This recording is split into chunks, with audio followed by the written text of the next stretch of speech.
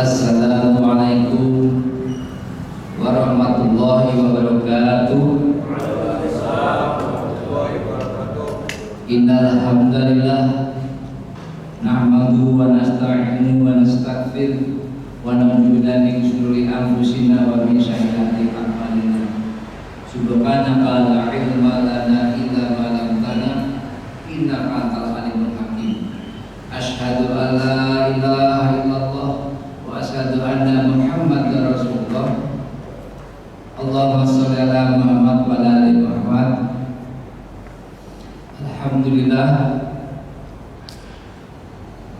Alhamdulillah kita masih diberi kesempatan kepada Allah. Banyak hal yang Allah berikan kita berkaitan dengan kenikmatan. Bisa jadi kita semalam sholat tarawih, atau mungkin tadi pagi kita sholat tahajud, zikir dan membaca Al-Quran. Dan kesemuanya itu bukan karena kita hebatnya dalam bertakwa, juga bukan karena hebatnya kita dalam melakukan ibadah, tapi kesemuanya itu satu hal yang harus kita pahami.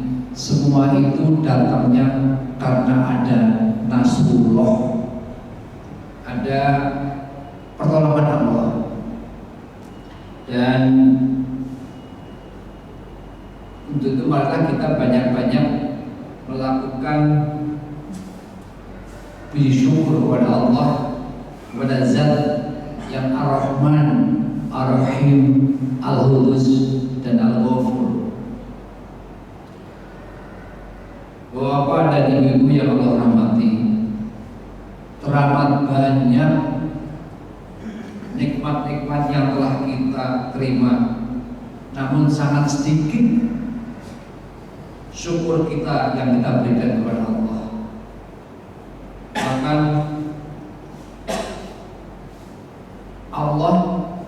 Allah tahu bahwa hambanya bersyukur itu sedikit, seperti di dalam surat 34 ayat 13, wa qalilun min ibadis syakur, dan sedikit sekali dari hamba-hambamu yang berterima kasih. Mudah-mudahan Allah Subhanahu wa taala menggolongkan kita sebagai hamba-hamba yang abadan syakurun, hamba-hamba yang bersyukur. Ikhwan fillah rahimakumullah,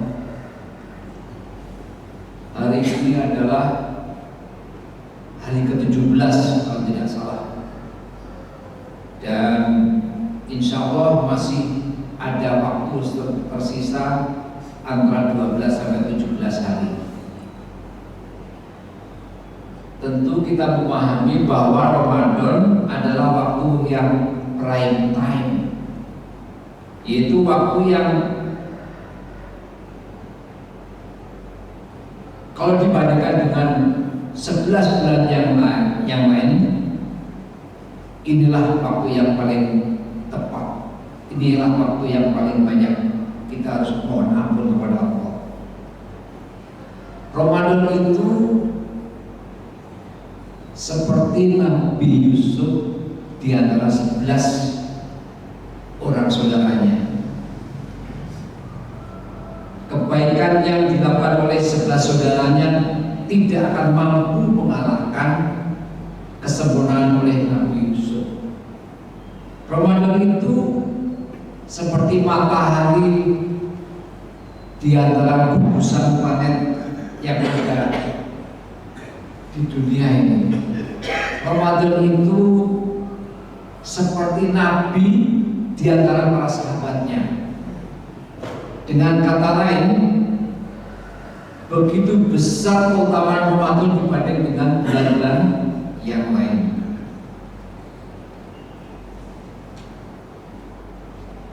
Ramadan itu abwabul jannah, pintu surga yang dibuka. Ramadan itu wa buliqat abwabunna, pintu neraka ditutup. Ramadan itu wasuffidat asyaiton, dan setan dibelenggu, seperti yang ditegaskan oleh Rasulullah tentu di dalam hadis riwayat Muslim nomor 1079.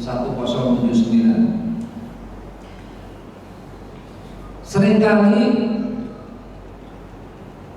banyak yang bertanya, kenapa kalau pintu neraka ditutup, pintu surga dibuka seluas-luasnya, lalu setan dibelenggu? Maka jawaban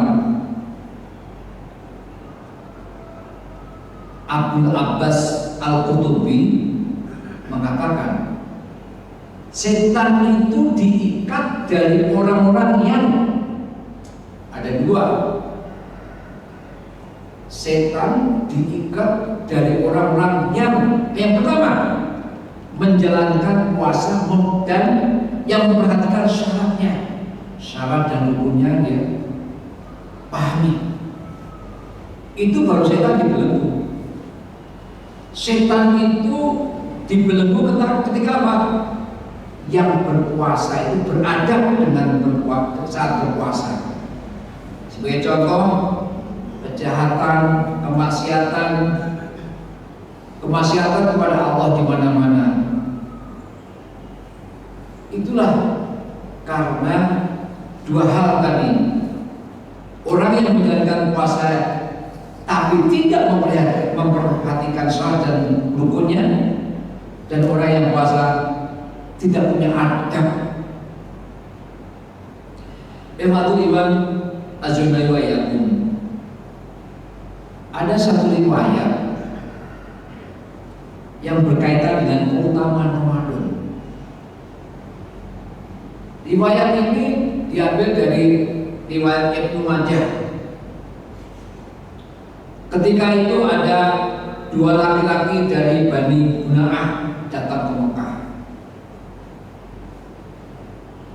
lalu belajar dan masuk Islam. Dan keduanya kemana-mana selalu berdua, ke pasar berdua, mencari nafkah berdua, selalu berdua. Kalau sekarang mungkin seperti Upin Ipin, seperti itu. Dan itu menarik bagi warga Madinah. Tak terkecuali sahabat Nabi, yaitu Tolha bin Ubaidillah. Kita tahu bahwa Tolha bin Ubaidillah ini termasuk pendahulu yang masuk Islam, juga termasuk dari orang-orang yang mendapatkan hidayah lewat Abu Bakar As-Siddiq. Tolha disanjung pada kebaikan hatinya dan sedekah beliau. Ketika pada perang Uhud, Rasulullah SAW menyebut Tolha dengan sebutan Tolha al-Khair, orang yang baik hati. Intinya kedua orang ini akrab dengan penduduk Madinah. Suatu saat ada momen untuk berperang, dan mereka berperang. Yang orang pertama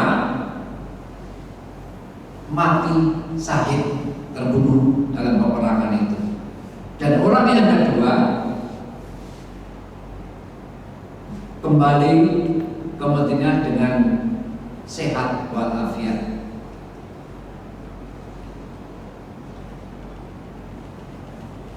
Dan ketika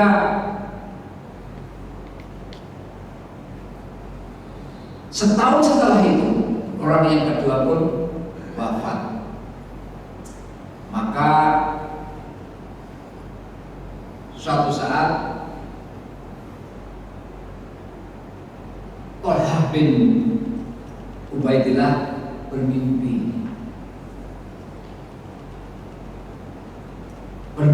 dengan di suatu tempat yang sangat indah sekali, dan itu tidak ada selain di dalam mimpi itu adalah jannah, surga. Kemudian Thalhah menunggu saat-saat orang itu dipanggil untuk masuk ke dalam qadarullah, kan sudah ketetapan Allah. Yang dipanggil duluan justru orang yang kedua, yang matinya karena sakit, bukan karena ikut perang dalam jihadnya. Kemudian Thalhah bingung. Orang yang pertama itu berperang mati syahid, sementara orang yang kedua setahun setelah itu baru mati. Dan dalam mimpinya sahabat Thalhah bin Ubaidillah berkata pada dirinya, qad ajabtu min dzalika, saya merasa heran dengan mimpi ini. Dua orang wafat, yang satu mati di peperangan, yang satu wafat 1 tahun setelahnya. Logika kita, yang dipanggil duluan untuk menyambangi tempat yang istimewa itu tentu yang pertama, karena dia berperang di jalan Allah. Nah, ternyata Rasulullah bersabda, wa amara bi nafdihim fi dimaihim. Nabi sallallahu alaihi wasallam memerintahkan agar memakamkan mereka bersama dengan darah mereka. Itu kalau orang yang mati syahid, tidak perlu dimandikan, tidak perlu dikafankan, sekalian ini dengan darah-darahnya dimakamkan. Walam yughassalun walam yusallu alaihim, tidak dimandikan dan tidak disolatkan. Bapak-bapak yang Allah rahmati, ibu-ibu yang Allah cintai,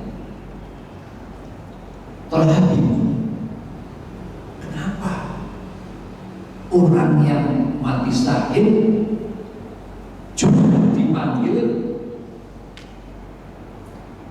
belakangan oleh tempat itu. Akhirnya hari ini ketemu dengan, sampai kedengaran Rasulullah SAW, dan ditanya apa yang kau risaukan Thalhah. Lalu Thalhah menceritakan hal itu tentang dua orang yang waktu masuknya tempat istimewa tersebut berbeda, tapi justru yang dipanggil yang pertama atau yang dipanggil duluan adalah yang mati seperti biasa. Lalu Rasulullah SAW berkata, wahai Thalhah, bukankah yang meninggal 1 tahun setelah yang pertama tersebut dia mendapatkan 1 kali Ramadan? Benar ya Rasulullah. Dan dia telah menambah sekitar 6.000 rakaat dalam 1 tahun. Sahih ya Rasulullah. Lalu Nabi berkata, fama bainahuma afatu bainas samai wal ard. Kamu tahu gak, sesungguhnya jarak antara orang yang dipanggil Allah duluan dengan orang yang dipanggil Allah yang kedua seperti jarak langit dan bumi dengan tambahan 1 Ramadan dan tambahan sholatnya. Disinilah kita memahami betapa Ramadan ini bisa membedakan antara kita. Satu Ramadan saja yang kita sedang ada di dalamnya membentangkan jarak antara langit dan bumi, maka kita harus bisa menghadirkan makna pada riwayat ini. Maksudnya apa?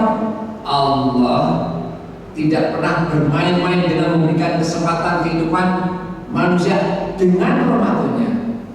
Artinya kita mesti betul-betul dengan Ramadan kita harus siap. Ketika Allah menciptakan Ramadan pun tidak pernah main-main. Lalu kita inspeksi pada diri kita sendiri. Sudahkah di 17 hari ini kita seperti apa yang dimintakan Allah kepada kita? Sudahkah itu? Nah, jamaah, siapapun yang lalai, siapapun yang bermain-main dengan Ramadan, tentu anda wa antum, saya dan bapak-bapak dan ibu semuanya, kalau kita bermain-main, maksudnya apa bermain-main? Ya tahu kan, baca Al-Quran, lebih banyak nonton TV-nya, lalu sholat tarawih, kadang-kadang bilang betul, kadang-kadang iya, kadang-kadang enggak. Siapapun yang mereka yang lalai bermain-main di bulan Ramadan, dia tidak tahu bahwa zat yang dia remehkan itu adalah yang menciptakan Ramadan. Maksudnya meremehkan bulan Ramadan. Maka kita paham jangan bermain-main dengan Ramadan. Jangan engkau cuek dengan Ramadan. Jangan engkau lalai dengan Ramadan. Jangan engkau tidak peduli dengan Ramadan. Kenapa? Kita tidak tahu, manusia tidak tahu bagaimana Rabb yang menciptakan alam semesta ini sangat memberikan keutamaan dan mencintai bulan Ramadan ini. Rabb kita, Rabb semuanya. Makanya sampai Allah pilih bulan Ramadan yang saat ini untuk menurunkan kalam-Nya. Al-Quran diturunkan ketika apa? Ketika di bulan Ramadan.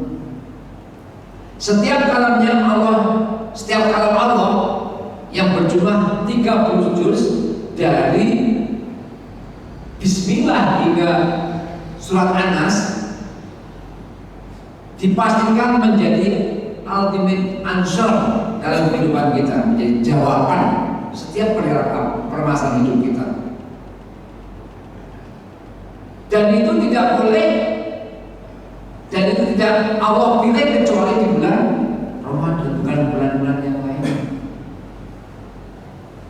Kita manusia berhadapan dengan Rabb yang tidak pernah sama sekali menganggap Ramadan ini ringan. Kita atau manusia akan berhadapan dengan Rabb yang sangat mencintai bulan ini, dan ketika engkau meremehkannya, artinya engkau akan berhadapan dengan Allah. Maka pada kesempatan ini untuk 13 hari ke depan atau 12 hari ke depan, marilah kita tingkatkan endurance kita, ketahanan kita, speed kita, semua aspek di bulan Ramadan ini, terutama untuk hamba yang dhaif ini. Dan poin yang terpenting daripada untuk pada pagi ini, tetap kita berusaha, mumpung kita masih dikasih sehat oleh Allah. Karena banyak orang yang tidak bisa melakukan ketaatan ibadahnya, akibatnya banyak yang ibadahnya banyak yang bilang mentok istilahnya. Demikian yang perlu disampaikan dalam kaitan ini, semoga bermanfaat terutama untuk hamba yang dhaif ini. Walau alam bisa alhaqum bi rabbika fala takunanna minal mumtarin. Kemudian Rabbmu, dan janganlah